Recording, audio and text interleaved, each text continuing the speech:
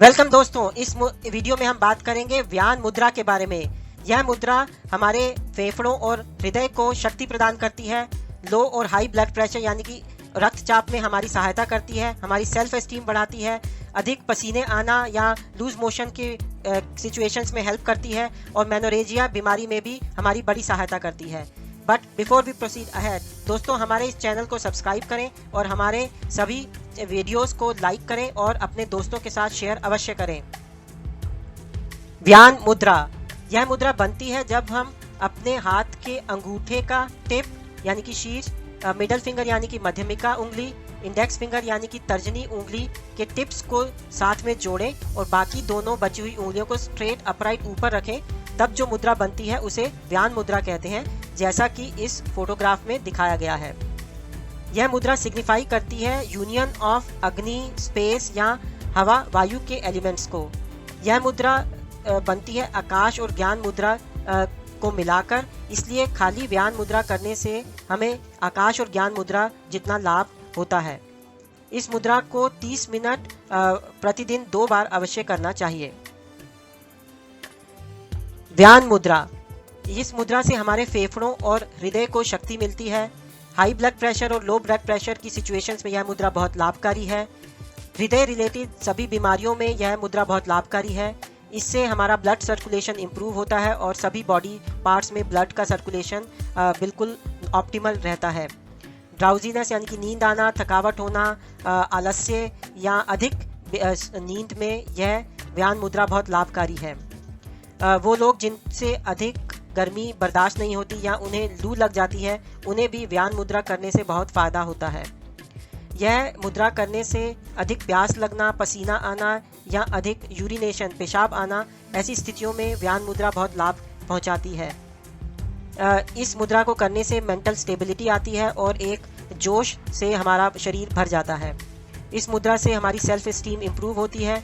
Excessive पसीना आना यानी कि अधिक पसीना आना, लूज मोशन या मेनोरेजिया की बीमारी में व्यान मुद्रा बहुत ज़्यादा सहायक है। तो अब जानते हैं मुद्राओं के बारे में कुछ जनरल बातें।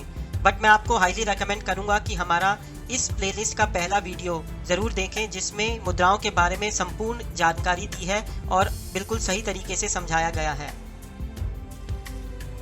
यहाँ दिखा रहे हैं हम 13 कोर मुद्राओं की समरी, जिसमें से 8 हैं तत्व मुद्राएं और 5 हैं प्राणिक मुद्राएं, यानी कि टोटल 13 कोर मुद्राएं। इन 13 कोर मुद्राओं के अलावा भी बहुत सारी मुद्राएं होती हैं।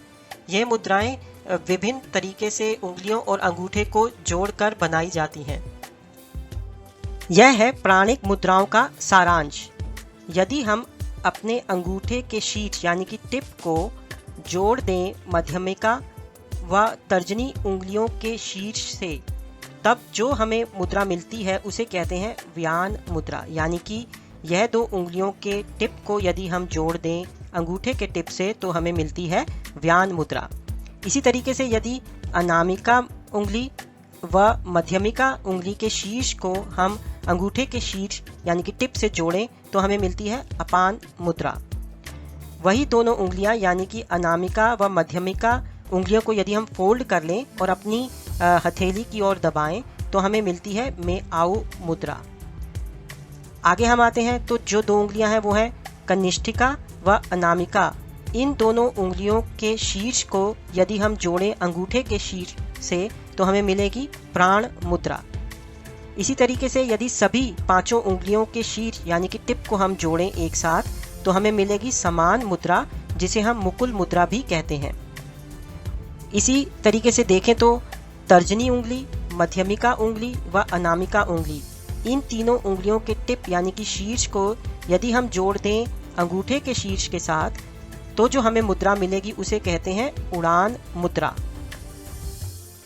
यहाँ हम दिखा रहे हैं 8 तत्व मुद्राओं की समरी।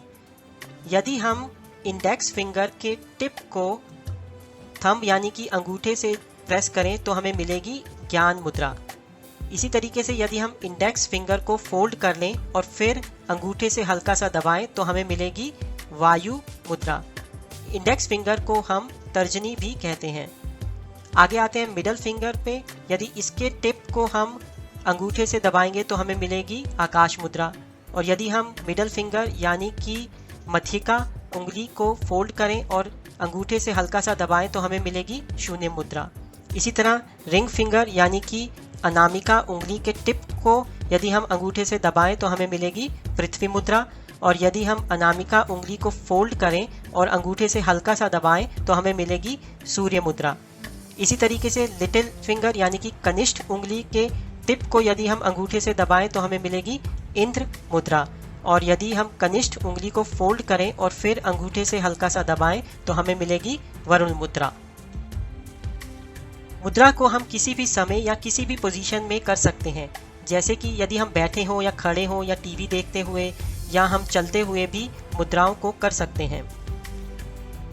मुद्रा को हम एक हाथ से भी कर सकते हैं। उदाहरण के लिए हम वायु मुद्रा को सीधे हाथ में करें और उल्टे हाथ से हम कुछ भी ना करें, यह पॉसिबल है। मुद्राएं इस तरीके से भी की जा सकती हैं, परंतु यदि हम मुद्रा को किसी भी एक मुद्रा को दोनों हाथों से साइमल्टेनियसली एक साथ करेंगे तब उस मुद्रा का हमें ज़्यादा फायदा होगा।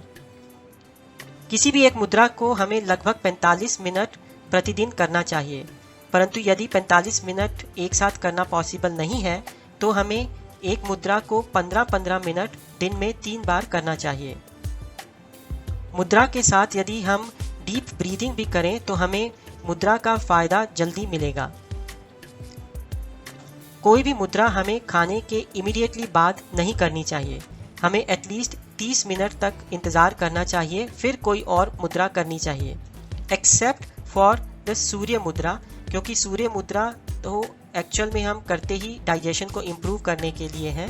तो यदि यह मुद्रा हम खाने के बाद करें तो ठीक है, परंतु कोई भी और मुद्रा खाने के इमीडिएटली बाद नहीं करनी चाहिए।